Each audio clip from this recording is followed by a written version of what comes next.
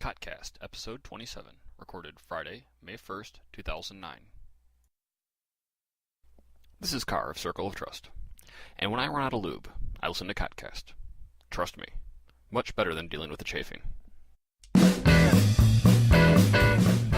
A companion podcast for Circle of Trust, a Warhammer Online guild fighting for order on Phoenix Throne. This is CoTCast.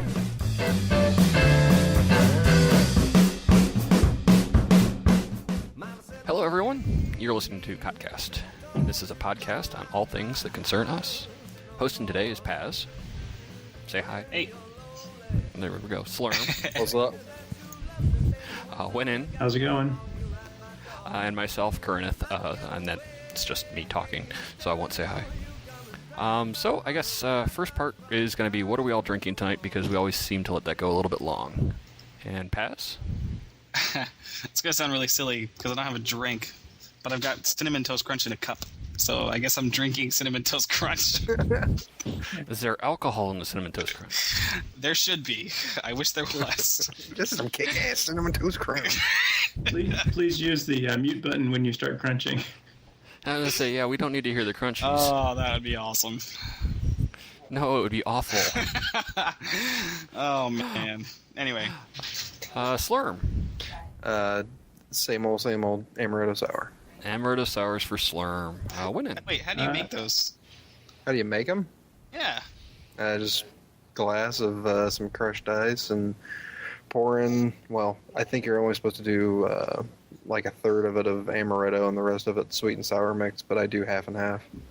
Sweet. All right, sorry. I am drinking Zinfandel red wine. Red wine. It was the first open bottle I could grab as I ran downstairs. And today I am drinking, unfortunately, well, I guess since Zelly's not here, she can't bust me on it. I am drinking Edmund Fitzgerald, a Great Lakes handcrafted porter from Cleveland, Ohio.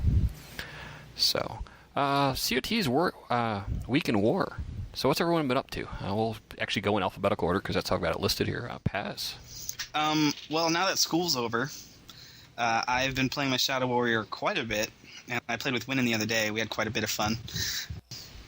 I'm really enjoying that. I'm going to try over the next couple of weeks that I have before school gets real serious again, because school starts real soon. I'm going to try to get him, hopefully, at least into Tier 3, like well into Tier 3. But that's it, man. Playing the Shadow Warrior now. Okay. And Slurms? Been a little lighter this week, been pretty hectic around the house, sick kids and such, so I'm still 31 with the Ironbreaker. Just when I get on, I'm pretty much just playing scenarios, trying to get into T4 RVR, but it seems that every time I get out there, I just ended up getting my ass handed to me on a platter, so it's been a little disheartening. Just sticking to scenarios right now, doing a little butchering and apothecary. That is pretty much it. I rolled, but I have not played yet. I rolled a Archmage named Hypnotoad, so we'll see how that goes. You're all about the RP on the RP server. You know it. I'm just waiting for somebody to call me out on it. So, well, that's why I play naked. If you're listening to this and you play PT, please be kind. I whack appeal you every day, man. I see a login, I whack appeal. You have a macro to appeal his name? I do. He has a whole macro set up so that it automatically types the whole thing for him and everything. He just hits the button every time he logs in. So he's using a third three party. Times while he's online. You're using a third-party device to do macros in game. I think that's illegal. No, I'm using the macro command in game. It's an add-on that just does nothing but appeal me. Yep, it's the appeal Slurm. Oh, I saw that on Cursed. It took me a long time to build that one. Yeah. I've only appealed one name, and it was because the guy was being a douchebag in one of the scenarios. Like, normally, I don't care if the name, whatever. But if they're a douchebag and they have an illegal name, I'll appeal them. What was the name? I don't want to say it here. Well, why not? We can edit it. No one listens. Oh, true. You guys can all appeal to it. It's Raistlin or some spelling of the guy from that Dragonlance novel. Okay. Winnin, what have you been up to? I was playing around a bunch of different classes, trying to settle on something, and I think I finally settled on the Shadow Warrior, and I'm going to try to take him up to T4 and see how things look up there. I like a bunch of the classes, but I think I like the range DPS best. Of the range DPS, I just can't get into the way the dwarves look. The Bright Wizard is kind of fun, but there's so many of them. I decided to stick with the Shadow Warrior. Yeah, get a little range, a little melee. Gives a good mix. Yeah. You know, I was in the same boat when trying to pick what I wanted to play, and I love dwarves and pretty much every other game. But yeah, I kind of agree, like, for some reason I can't get into the way the dwarves look. I don't know why. They get kind of goofy running around, sort of waddling like they're giant penguin people or something. Giant penguin people. Well, I'll be honest, in a lot of the other games that I've seen, they've done, I don't want to say a poor job, but they've done a very cosmetic job of implementing dwarves to appeal, I think, more to the masses so that more people play them.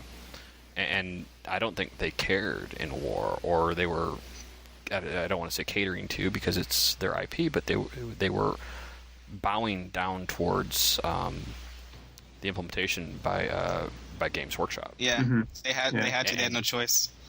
And it came out gritty and what I see in my head as a dwarf, an environment. So I think they did a good job implementing it. Yeah. I just don't want to play it. Yeah. Yeah, no, I agree. I think they did it perfectly. It's a perfect dwarf. But I don't know. Oh, yeah, Here's a good example. I'm sorry to cut you off, Winnan.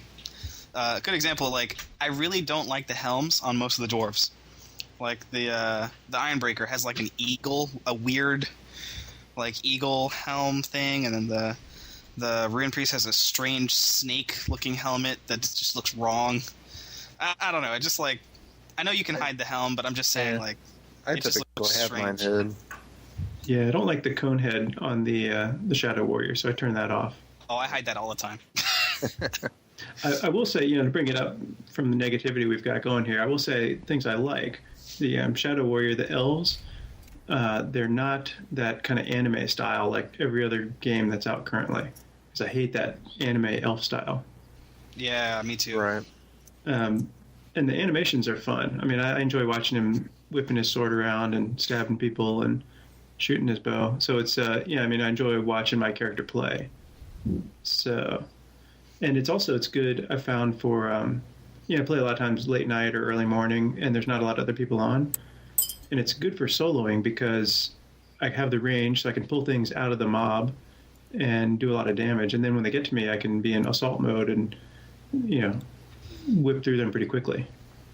Yeah, you kind of squish up your target. I sometimes, even though I'm in assault stance a lot of the time when I'm soloing, I still kite around a little bit and then slash them up. I don't know why. Just like, it keeps me more interested. I hate kiting. I just stand there and beat on them until they die. Yeah. That's probably why I die a lot in RVR as well. But Not gonna run. You can't make it. they're like all these huge tanks charge at me and they expect me to run, and I just stand there and keep beating on them. You're just like, I'm going to get you. I may not get you all, but I'm going to get some of you. Oh, yeah, you pick the weakest one and make sure you kill them before they kill you. Exactly. So anything else been going on there, Winnan? Well, I got into some keep stuff the past couple nights, once with Paz and once with Odalus and a couple other guys. And that was a lot of fun. I hadn't done much keep stuff since the old days in Camelot. So I got a few RPs, picking off people from the ramparts. Yeah, it's fun. And, of course, speaking of that, that was when we had our own castle there. Yeah, we claimed a keep yesterday, and I know that that's not big. We've been claiming them left and right recently because they've been turning over so quickly, but Yeah. we did pull one last night. Yeah, it's going to be interesting when, once we, slowly, of course, once we all eventually get into the T4 zones, and we can start claiming those keeps, to see if we can have, the upgraded keeps, see if we can keep them longer. Because what they say, I don't know, how accurate it is, but people are saying that a fully upgraded keep takes longer to take than a fortress. Well, they've kind of changed some of that. They've redone some of the fort stuff. Yeah, like I said, I haven't been on a fortress raid because either it's been full, or it's crashed before I could actually get there, or whatever. So I've never actually been able to take part in that yet.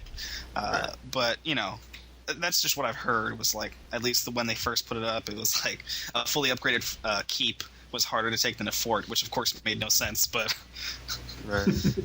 Well, anyway, at least Well, when I've there been was- on.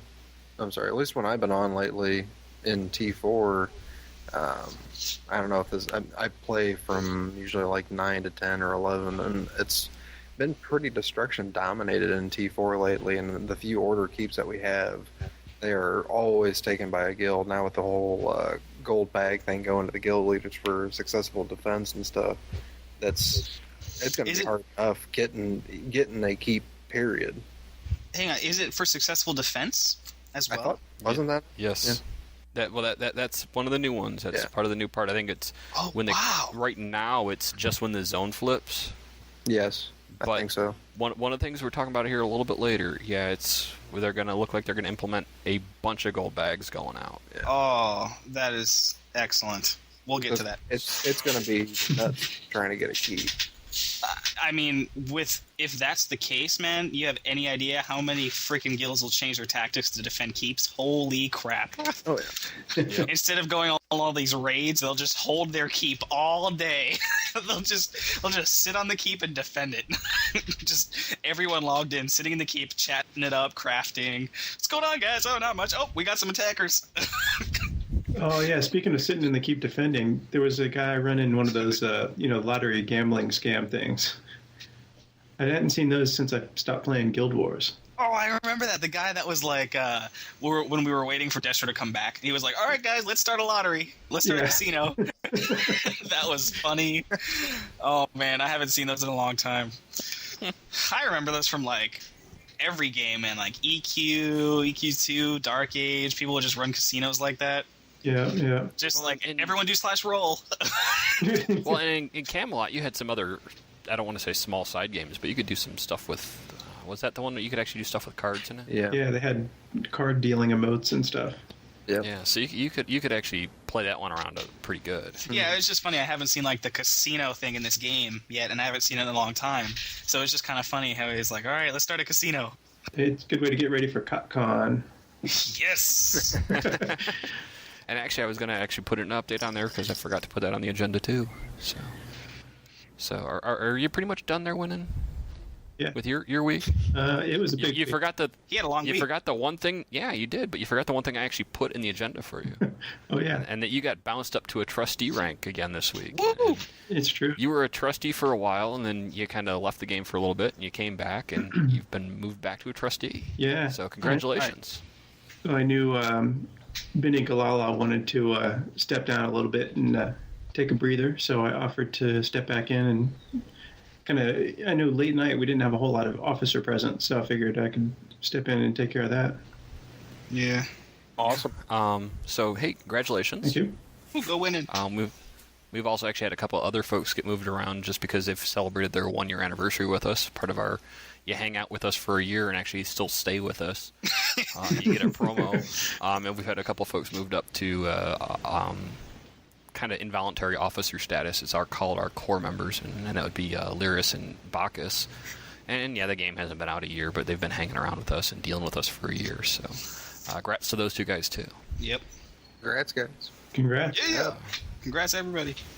So my week in war has been kind of slow. I've been doing some other real life stuff and some medical type stuff, but I did manage to get logged in a couple times. I've pulled up a couple levels on my Bright Wizard. I think I'm at 17 now, and a lot of the questions starting to start wearing thin on me as well.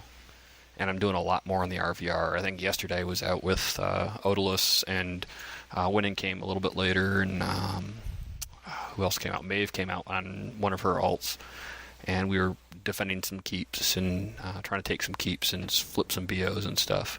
And I actually dinged a level in there and not realized it. I'm like, how the hell did that happen? And then I got a bub of influence, and I picked up a realm rank. So I was like, hey, Nice. this might be the way for me to do it. Yeah. So I think I'm going to try the ORVR for a while. Always just kind of a hit or miss with pugs, and our pug last night was so-so. I think the first guy who was kind of wishy-washy, and then we had someone else who was, no, we're gonna go do this, and then didn't realize it when we decided to go do something. It was already too late for us to start that. We all should have stayed right where we were at and waited it out, and I think it was part of our downfall. The other part of our downfall was we had one full warband in a keep, and we got attacked by 51 Destro. Wow. Ouch. That was awesome. I was dead on the floor in the bottom level, so I got to watch them all come through the door. It was just like a sea of red. It was. We're sitting there watching. I died fairly quickly. Again, I'm kind of squishy. Try to take out as many as I could, and then I'm watching our guild spam because we had claimed the keep. I'm watching our guild spam sit there. There's 38 enemies in the area. You've lost a guard. There's 42. I said, okay, we're still less than 2 warbands, and there's only 1 here. There's 48. Okay, well, now we're at 2 warbands, and oh shit, there's 51 people. It takes a lot. And they just steamrolled us. Wow. They get scared when they saw Circle of Trust own the place, so they figured they needed to kind of overdo it, make sure they get us. They just hate the podcast, that. They do. They do. It's A whole bunch of flag, dude. Yeah, the destruction people said, hey, Circle of Trust has to keep. Let's all gang them. Hey, their podcast sucks. Let's get them. They probably just wanted to say, you know what? Someone actually spent 2 gold for one of these, one of the standards, and they put it on a T2 keep. We're gonna just take it and just kill their standard. So yeah, I'm out 2 gold. Sorry, I don't really care. Yeah, don't care at all. So yeah, that's exactly it. Don't care at all. The gold in this game is so ridiculous. So what's what with war? First, with CoTCon is scheduled. We've actually had people start booking their flights and hotels, and I believe, Paz, you are among those members. I sure am. So Paz will be attending CoTCon if anybody wants to attend CoTCon. Details can be found on circleoftrust.org. And if you click on the forums link, there's a big thing in the announcements section. Winnan, I believe you're also attending CoTCon. Yep. Still have to get final approval, but should be no problem. And Slurms, I think you're pussing out. Hey, man. Family life. Hey, they will give you as many free drinks as you want if you're playing at the casinos, and that includes those sissy little drinks you drink. It's tempting, but yeah, just talked it over with the wife. I talked to her. I said, "Hey, honey, can I?" No. But was it like, no, you can't go meet strangers? Honey, can I borrow some money? I want to go visit my friends. I met these people on the internets. They're very nice. They is very nice to me. Yeah,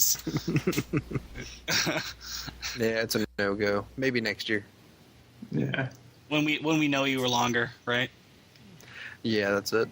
And also when you're like, hey, babe, you want to go to Vegas? And she'd be like, yeah, sure. And we get there and be like, hey, I met these guys in the hall. These guys are awesome. We should hang out with them. Yeah. And actually, this just in, my wife has okayed, and I have already booked so that I would not have to deal with the I changed my mind syndrome that women often have. Myself and her attending CoTCon, so we will also be there. Yeah, dude. As soon as I talked to my wife, I was like, hey, you want to go to Vegas? She's like, yeah. I was like, sweet. We're gonna go with our guild. And she was like, wait, what? And I was like, it's booked. Sorry.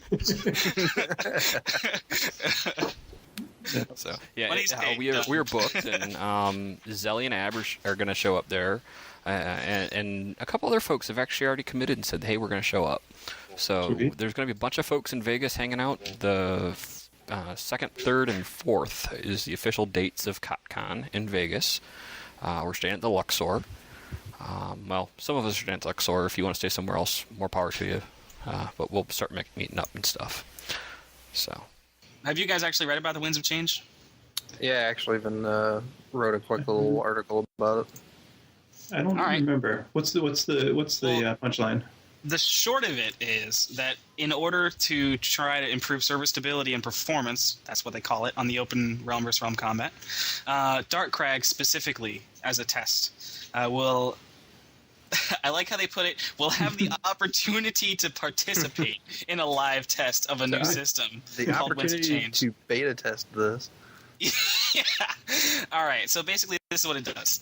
When there are when the zone is either about to crash or it has severe load situations, or it's sort of like a last measure, like a last minute ditch, effort to try and save the server. They're going to they're going to teleport players in the fight to the closest safe point, which could be the war camp, could be a nearby PvE chapter, until the server becomes stable. Mm-hmm. Now, I think theoretically, if they did it evenly, like from each side, I don't know. I don't like the system.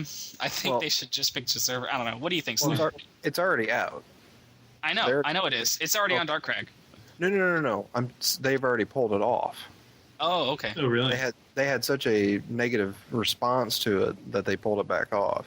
Because I had posted something a couple days ago, and actually right after my post went out, I just had something on the very bottom saying that I just found out something about when's it change.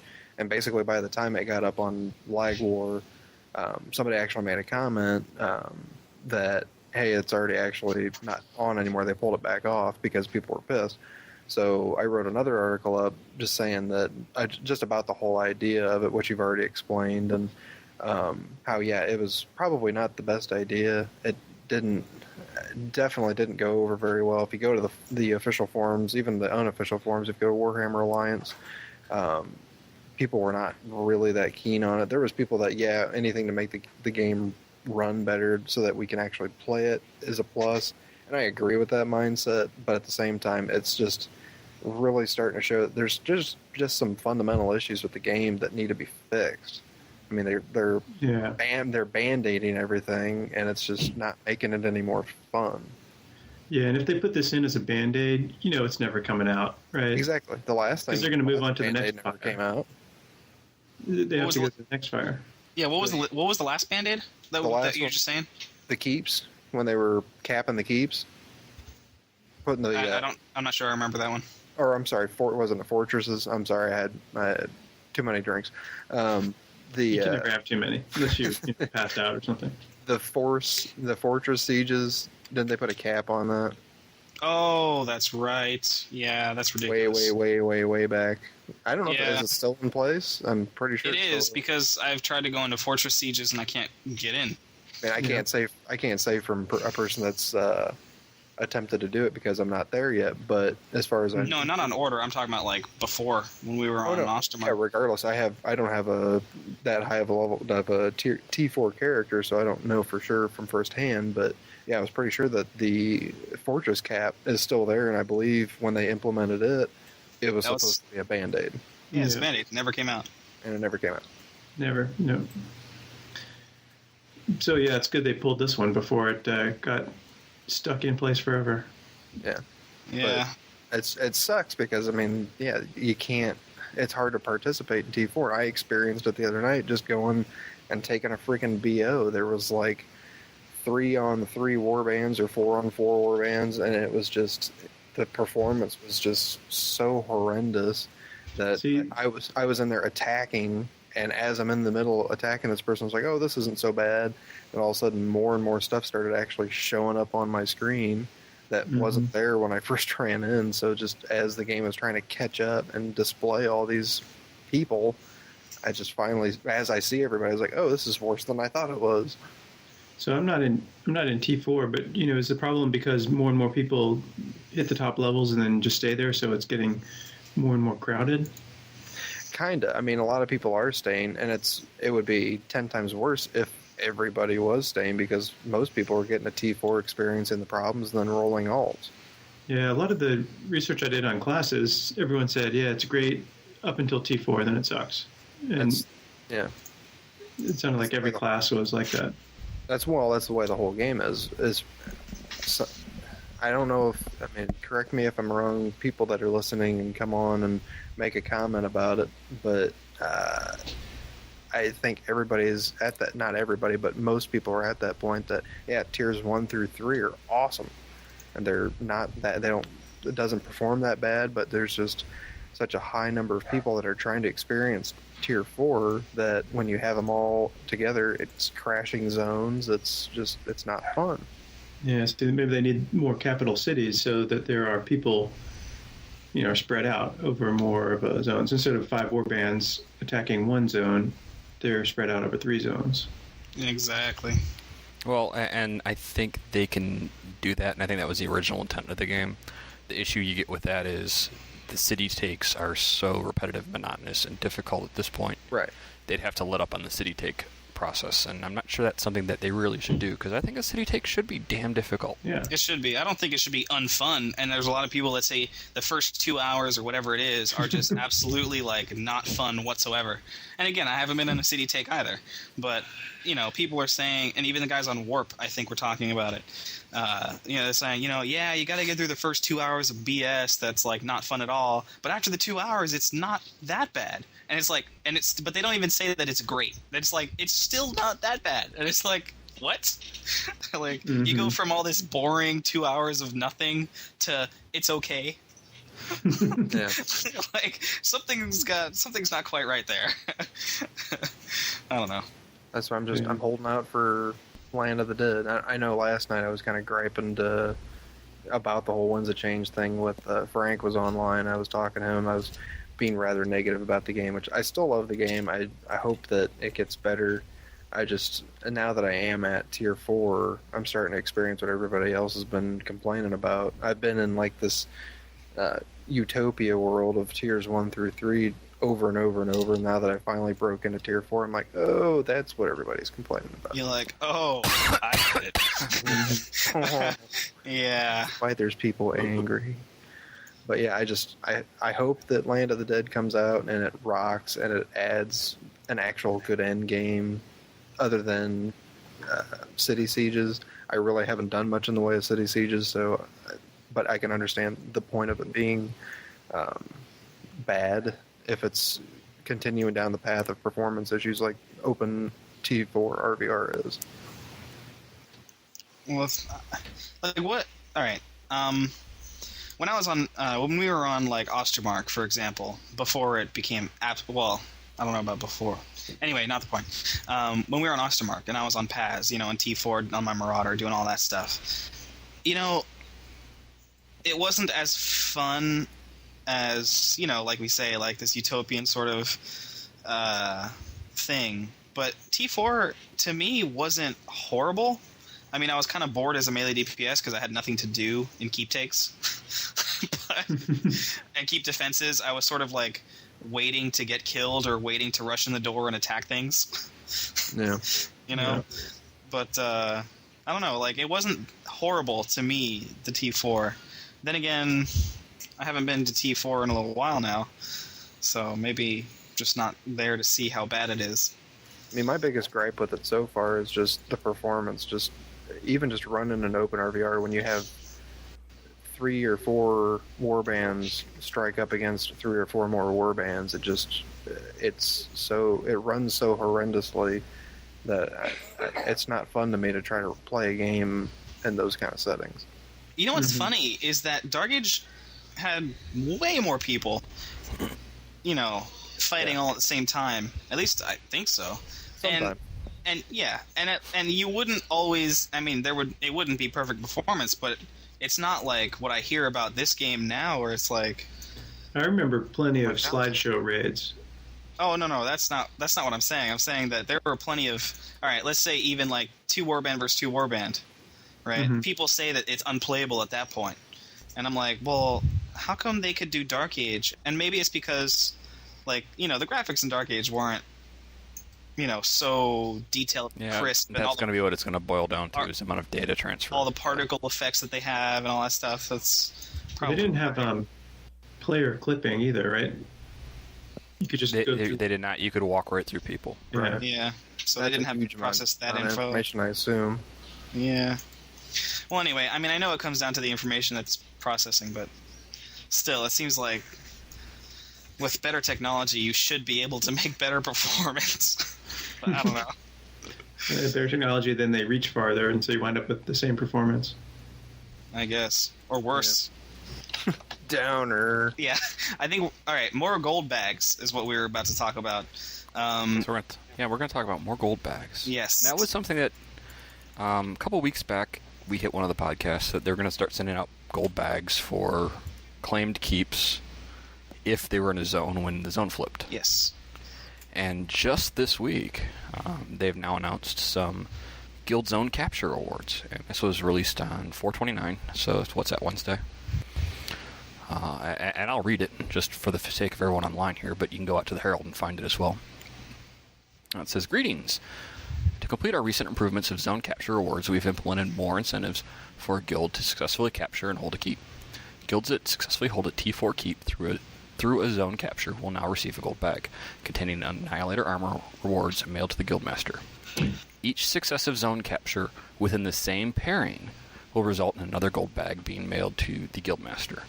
Now, I'm not, and this is end quote for a second. I'm not sure. I'm assuming this is all T4 zones. So, if you've got that would be 3 zone or three zones and 6 pairings, or six zones or 3 pairings, something like that, right? Just going off the top of my head, I think so. So, potentially, I guess up to 6. Now, if it's T1 through 4, that could be kind of interesting, because then it really matters to hold a T4 keep. Everyone flipping zones in T1, 2, and 3 all of a sudden are start contributing to some major, major stuff. I think there would be a lot of people that would keep re-rolling characters, like get something to 12, delete and re-roll it just to kind of. Oh, I'm sure that's exactly what would be going on. And I mean, that happened in Camelot. People would re-roll just to stay in the fun battlegrounds. Well, and that's what I'm wondering if they're going to do that. And it's not clearly lined out here, but it does say T4 a couple of times. But I'm wondering if they're trying to entice people to continue the T1 through 3 experience on the, again, not dead servers, but the ones where the mature players are, and they're all in T4 already. I have to assume that it's T4 at the moment, unless they get a bunch of feedback that says make it through the entire game. You know, like if you're holding a keep in any, well, not any, in the T4 zones. If you're holding a keep in the T4 zone of Empire, and your side flips Nordland or Norska or both, whatever it is, for your side, and then all of a sudden a gold bag goes into the guild leader's inventory for that, then there's going to be, I would think, an explosion of activity trying to flip. I know that people are already trying to flip zones, but it's more like, oh, let's flip the zone, we get some RP, it'll be cool. But then it's going to turn into people trying to flip zones like crazy just to get the gold bags all distributed. I think if they were implemented across all the tiers, it would really, I don't want to say energize, but it would really get a lot of people out there saying, well, shit, there's no one in T2. Let's go flip a zone. Yeah. And all of a sudden we start seeing stuff drop in T2, and everyone else logs their T2 tunes in. And it's going to move the battles around and potentially get a lot of the people still coming up through the lines really engaged in the RVR section of the game. Mm-hmm. All right, continue with the quote, because this actually gets really interesting too. The guildmaster may then distribute the gold bag or bags to his or her guild members. Guilds that hold T4 keeps in a pairing whose fortress is successfully conquered by the realm will then receive a gold bag containing conqueror armor. Gold bag is also tradable to guild members. So defend the keeps for glory, for renown, and more rewards now. Yeah, basically it's now if you and on top of the Annihilator rewards, then if you hold a keep in the zone that a fortress gets captured, now you get conqueror rewards mailed to the guildmaster that he or she can then distribute to the guildies as needed. And it's what? That is awesome. I don't know. That's a big ad, because those were difficult to come by to begin with. Yeah, that's really, honestly, I mean, the fortress keep captures, they might not happen every single day, and on some servers they do, like Darkrag. Darkrag had just multiple fortress captures back and forth every day. But anyway, it's gonna throw in a lot of people that are going to have a lot more gear to play around with, and I think that this really, really makes a big difference. It's just going to be really cool having these Conqueror rewards and Annihilator rewards flying out to the guild masters that hold keeps, so they can give it to the guildies that actually need it. That was the biggest complaint I had about like games that do the bind on pickup stuff. Bind on pickup, not even bind on equip. Bind on equip, all right, fine.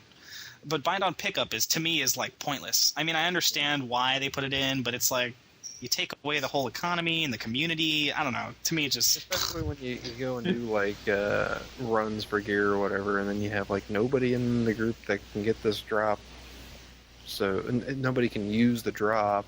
So it's like, why can't the game be smart enough to, if you're gonna go do a specific raid, to when it does drops, do a random drop for the classes that are in the group.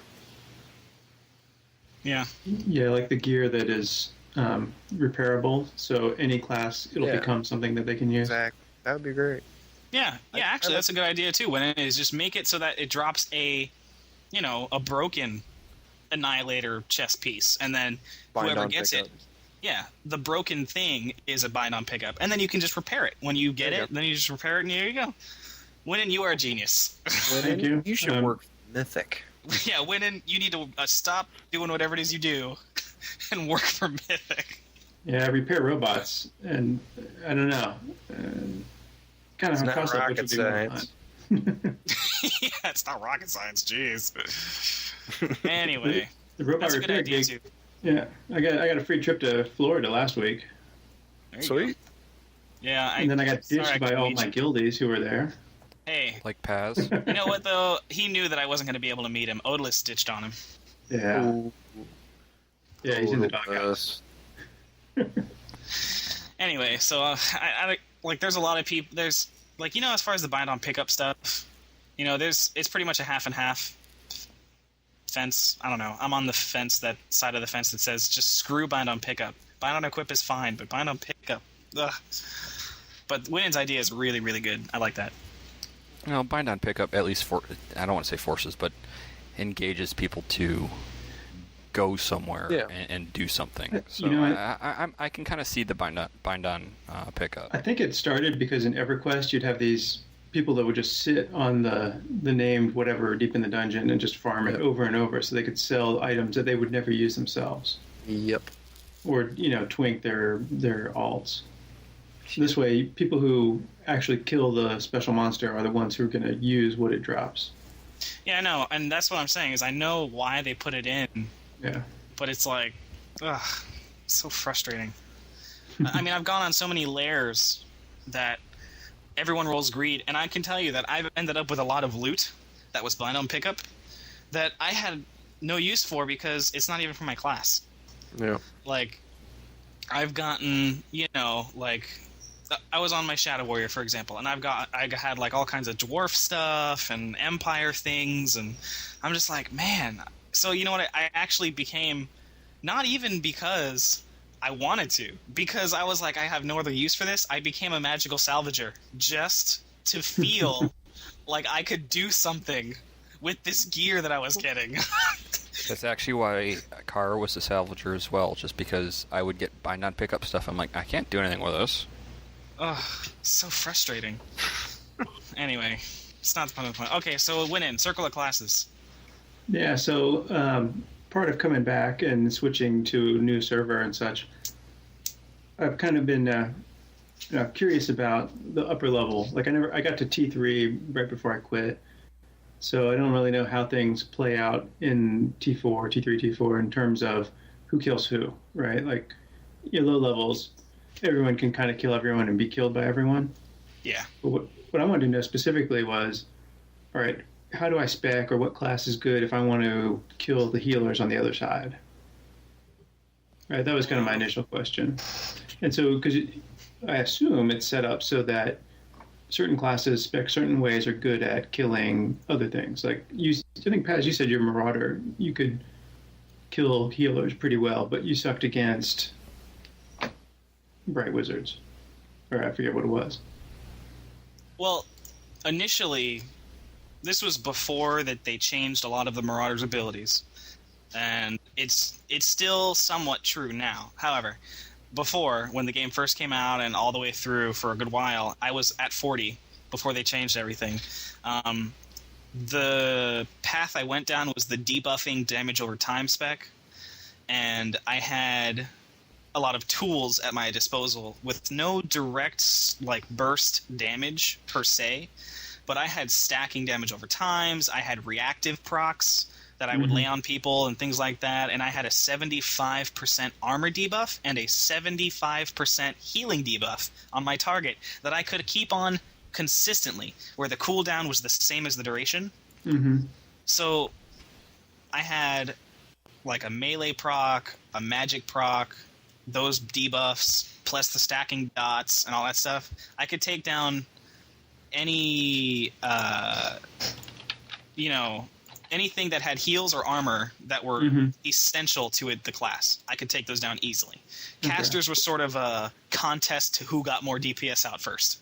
You know, like you say, like Bright Wizards, I could beat on them and I could get them, and it was, but it was sort of hit and miss. Like if they got the jump on me, then they would get me. But if I got the jump on them, then I'd get them. But with healers, it doesn't. Healers and tanks. With healers and tanks, it was always like no matter who got the jump on. If they started beating on me first, I could turn around, debuff their armor so that they're squishy as a caster. Give them melee procs so that every time they use an ability, they do like 300 damage to themselves, plus my dots, plus my, you know what I'm saying? So that particular spec was amazing. Then they nerfed it. It was overpowered, I admit. I could take down an iron. When I was 32, I could solo a 40 iron breaker. So, I mean, there's obviously something wrong with that. But anyway, so they changed it, but even still somewhat, that tool is sort of the anti-tank, anti-healer spec. And then there's like the brutality, which is straight up burst DPS, and that's definitely for killing casters. Then there's the other one, which is AoE, which is pretty much a utility, like knock people down, disrupt them, stun them, stuff like that. So does this still exist today? I mean, is there like certain classes are designed against other classes? I would say so. Like, okay, which one do you have a specific question? Because I can look up. I have like the mastery builders. I mean, I guess from my perspective, playing a Shadow Warrior, how should I spec if I want to? Because I like killing the the healers and the sorcerers. Kind of the DPS and the healing. All right. Don't play an Ironbreaker. Yeah. And also, I want to know who should I worry about? Like, if I see a mage is coming at me, should I run, or who can I ignore? I'll tell you what. A Magus, I've gone toe to toe with Magus. At least at I'm not high level on the Shadow Warrior. Yeah. But I've gone toe to toe with Magus, and as far as I can tell, you've got even DPS with them. But they've got the tricks up their sleeves, all the utility stuff. You've just got the mixture of melee and range, right? So, like, as an example, in all honesty, if you want to kill the squishies ASAP, you want to go scout, because when you spec full scout, the very, very first tactic of when you get 4 points in or whatever, it makes it so that your flame arrow and an ability that you get later called festering arrow completely 100% bypass your target's resistances. 100%. And the base damage on those is, for example, on Flame Arrow, is like 300 elemental with an additional 100 over 9 seconds. But you know that it multiplies that by your ballistic skill, DPS, and all that kind of stuff. And then the Festering Arrow is 787 damage base times whatever your ballistic skill. And now, if you max out your ballistic skill and all that kind of stuff as a Shadow Warrior, you could probably, and I'm not saying definitely because again I haven't played that spec, but most likely 3-shot casters. Because if you're bypassing their resistances entirely, forget it. They're taking 100% damage from your attack. And then you get all these other damage over times, you critical chance more, your abilities cost less. If a target's below 20% health, then you deal 800 damage times whatever your ballistic DPS is. Yeah. It gets pretty insane because you do your flame arrow, festering arrow, and then by the time they're down below 20%, then you use your insta-kill attack. Then it's crazy. So if you want to kill casters, scout. If you want to kind of be a pain in the ass to anything that wants to get up in your face, then go assault, because like Ab has probably told you before, you get all kinds of stuns, all kinds of, like... Yeah, I actually don't really enjoy melee much. Yeah, so skip that. Yeah. If you want to go skirmisher... Well, go ahead. I was a scout in Camelot for a while, and I really enjoyed that. You kind of hiding somewhere and watching the fight as it's going on from the back lines, and then see someone getting hurt, and then just finishing them off. That's what I want to be doing. So it sounds like scout's the way to go. For you, since you said you stay still. Yeah, I don't. I mean, I run around. I mean, I do, but No. But you say really for the most part. For the most part, you're not the one running up and back and forth into melee, out of melee, or even running circles around your targets. You know, firing arrows. I'm not a hyper 8-year-old. Yeah, so you want to go with Scout, and you're going to have some crazy high DPS abilities that bypass your enemy's resistances, and then you're going to have an attack that does good damage normally, or insane damage if it's below 20% health. You know what's funny? Basically, if you read up on Shadow Warriors, it's all people bitching about how weak they are and how Mythic hates us and all that. And so apparently, recently they had a stealth increase in power where they changed our long shot from 3 seconds to 2 seconds, which is a huge increase. But so I went to the boards figuring somebody would talk about it, but people are still just bitching about how weak we are and how Mythic hates us and what they should do, blah, blah, blah. I think all the people that bitch on the boards don't actually play their Shadow Warriors anymore. It's very possible. Interesting thing that I've noticed, because I played my Squig Herder up to 19 before we switched, right before we switched here. And now I'm playing my Shadow Warrior. And I've noticed some differences because, for example, I was going to go down Path of Big Shootin', which is the same thing as Path of the Scout. And the Squig Herders, now I will admit that when you get into higher levels, that the ones that the Shadow Warriors get are way more useful, but in the lower levels, before you get the big hitting abilities, the Squig Herder gets a major advantage, and it turned that whatever it was, the Plink, or Eagle Eye, or whatever you call it, for the Squig Herder, Plink, yeah, it turned it into a 1 second cast, not a 2 second. Huh? I thought it went from 3 to 2. Am I wrong? It went to 2 to 1? It went from 2 to 1. Now, I know that the Eagle Eye for the Shadow Warrior, that's what it's called, Eagle Eye, is still 2 seconds. There's no way to reduce that. And maybe it was 3 and now it's 2, I don't know. But I remember distinctly that the Squig Herders got to double their DPS just with that first tactic. And that was insane. Because, I mean, I can tell you as my Squig Herder that, you know that ability where you can double your morale 2, your morale rank 2, where you can 100% bonus to your damage? Mm-hmm. That plus the 1 second Plink was ridiculous. I can tell you right now. Yeah. I would be able to just, in those 7 seconds, I would be able to kill almost anything as the Squig Herder. It was disgusting. It was disgusting. And I don't know if they changed it or what, but... Maybe I'm just insane, but I could have sworn that Eagle Eye was 3 seconds and now it's 2 seconds, but... It might have been, but I didn't play a Shadow Warrior before, too long ago. I'm talking, I noticed a difference, I thought, over the weekend, or this week sometime. I don't know. Maybe I'm just insane. I'm sure that 3 people who listen, someone will correct me. Irresponsible speculation, right? I'll be right back. That's what we're there for. So, something that, and I'm glad Paz was actually here for that, because I know Paz has a lot of this class can kind of do this, and he does a lot of the research, and I'm one of those guys who just kind of says, this looks like it's fun to play. I like the way the armor looks on this one. I'm back. Oh, I did that for my Dark Elf when we were playing Destro. This one I just had to find something that I was tolerable of. So I missed that. What were we talking about? We were talking about how much you rock. And believe it or not, we were. I highly doubt that. Nothing about sucking dick. Well, I didn't say what he was rocking at. So. I want to know who should I watch out for, as well as who should I kill? Well, you should watch out for the stealthers, first of all, because they will rock your ass to Kingdom Come. Yeah, but they're kind of hot looking, so it's okay. Yeah, so that's okay. Definitely watch out for the what side are we playing? Yeah, Sorks. Watch out for the Sorks for sure. Like I said, the Magus, you're kind of on an even keel. It sort of depends on what spec they are. Let's see. The tanks, I mean, not that they'll kill you fast, but you can't really kill them very quickly either. You know, Yeah. the healers, it would depend on how much DPS you can put out versus also what spec they are. You know, but then again, if you go Path of the Scout, you very well might be able to drop a healer before he even knows what's going on. Mm-hmm.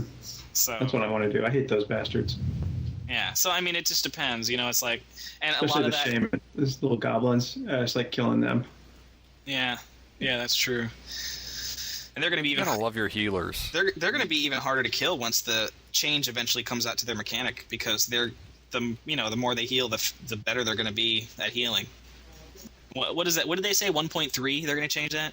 They're going to flip the mechanic I think around. Archmage and Shaman are getting a change. Shamans are getting a change in 1.3 or Something. somewhere farther in the 1.2 series. Yeah, but I would say initially, obviously, watch out for the stealthers. They're going to tear you apart. Bright wizards and tanks, it's not so much that they're going to kill you quickly, but you just can't kill them. But there's always 8 of them, and they're all choppers. Well, Choppas also run. Yeah, they're the DPS. Yeah. Oh, right. Yeah. Well, Anything with DPS that's going to get towards you with your squishiness, you're going to have to think twice about. The best way to deal with a Choppa is to become assault spec like Ab went, but you don't want to do that. And really, the only reason that would be is either to do that or to become skirmisher spec. Skirmishers, but you don't like kiting. You don't like kiting, so just take that with a grain of salt. But skirmishers can kite anything and kill it. Doesn't matter what it is. Yeah, I jump into skirmish mode to chase people down, if I get into melee, I jump into assault mode. But I don't know if I want to spec that, because I don't really enjoy doing that. I don't seek it out.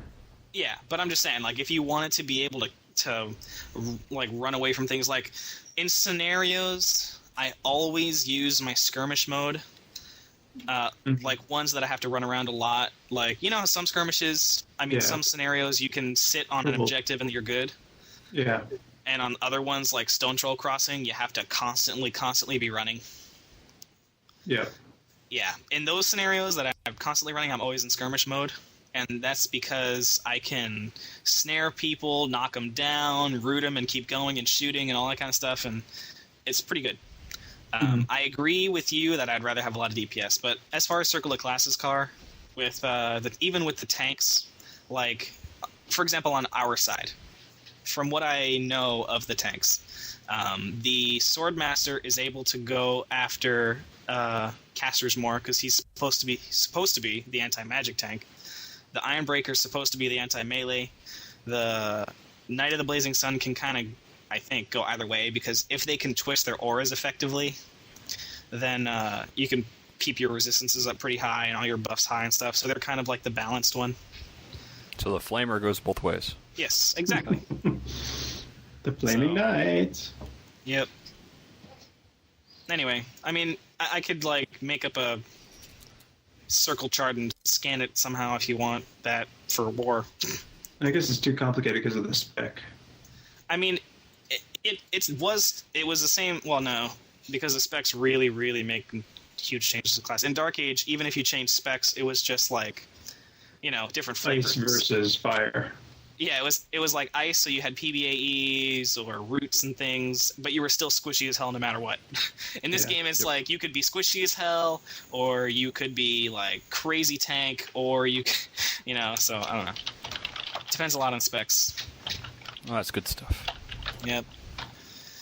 But whatever. Moving on, I guess. Yeah, let's move it along here. We've got a couple shout-outs. Actually, I'm sorry. Before we get into the shout-outs, I did have one more thing that I wanted to mention. And it was something that actually was released today, and it's actually only good for this weekend, so by the time I get all the editing done and the podcast published and tested this time around, because apparently I had problems last time I published one of these things, it's going to be completely useless to everybody.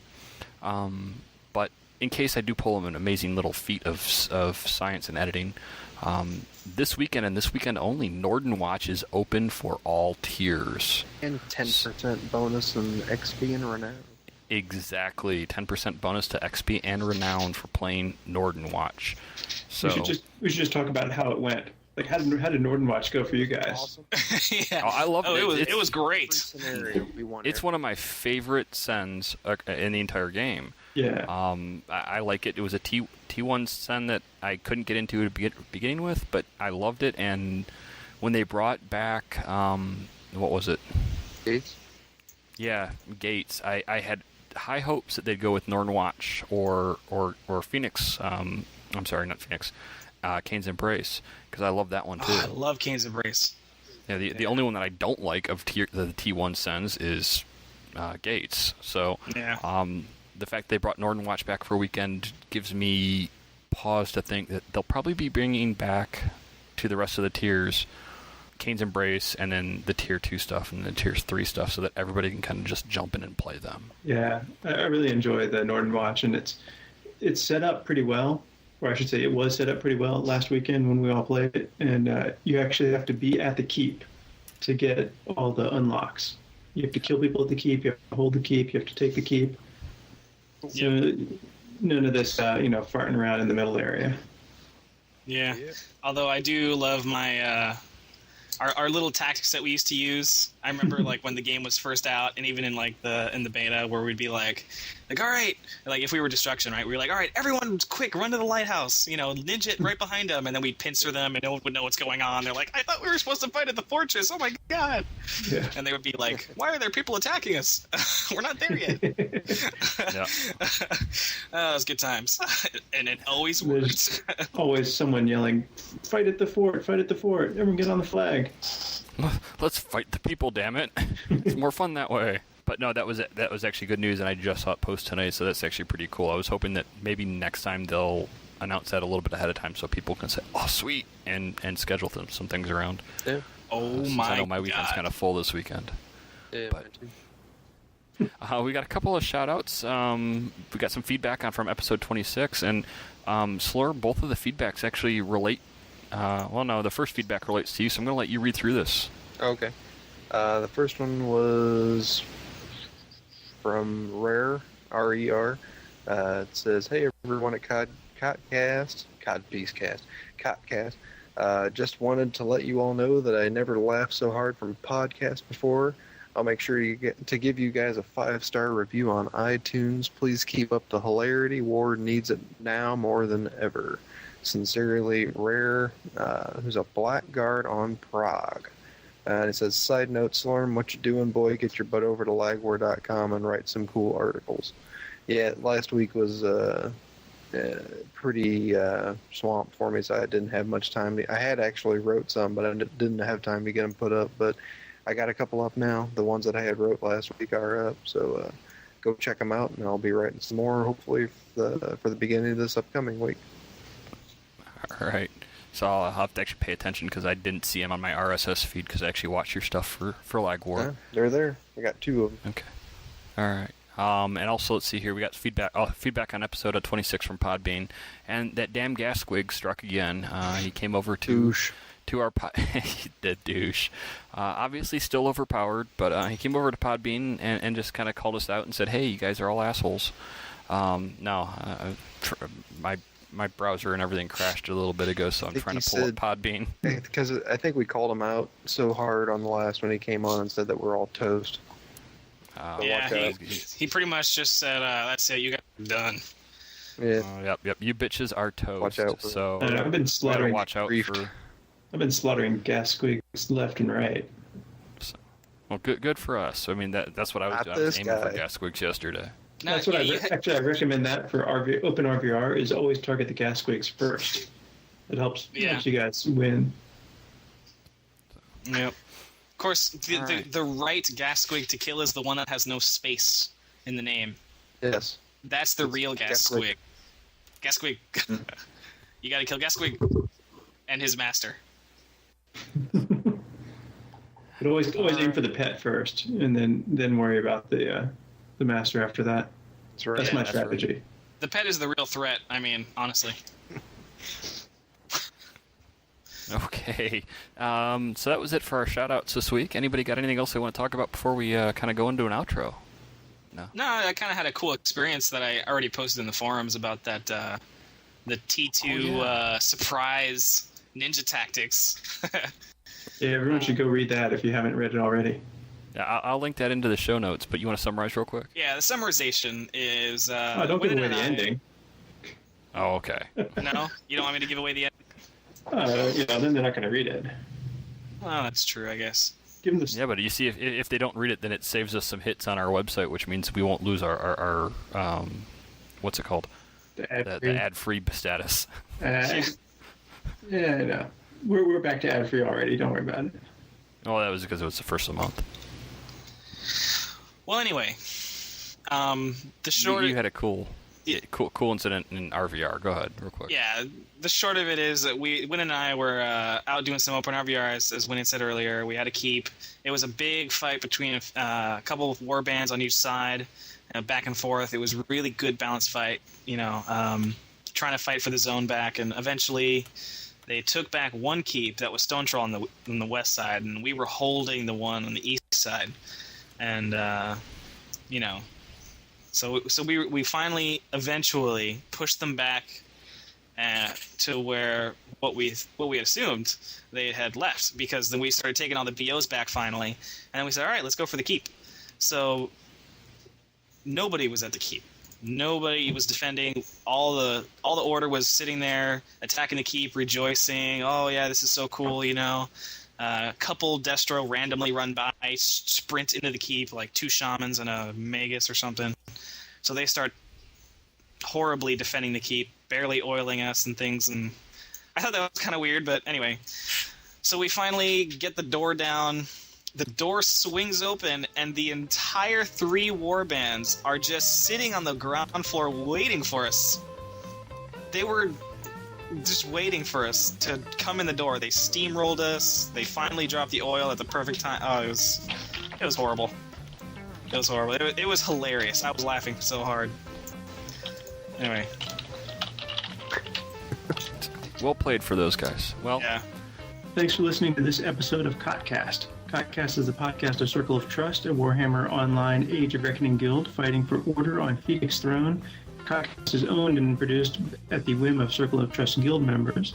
Our views should not be misrepresented as the official views of anyone or anything else, even though they were insightful and obviously well-reasoned and correct. Questions, comments, feedback, errors, voice messages in MP3 or WAV format can be sent to circleoftrust.guild@gmail.com. We invite you to write a review on iTunes and visit our website at www.circleoftrust.org. Didn't I? Son, treat you sweet and kind, didn't I? Son, keep you in style, didn't I? He squeeze you all the while. Well, baby, I sure this ain't no fault now, darling, baby, this ain't no fault. Sugar, this ain't no fault of mine. You've been listening to CoTCast, a companion podcast for Circle of Trust, a Warhammer Online guild fighting for order on Phoenix Throne. You can find the show notes and leave comments at cotcast.podbean.com or write to cotcast@circleoftrust.guild@gmail.com.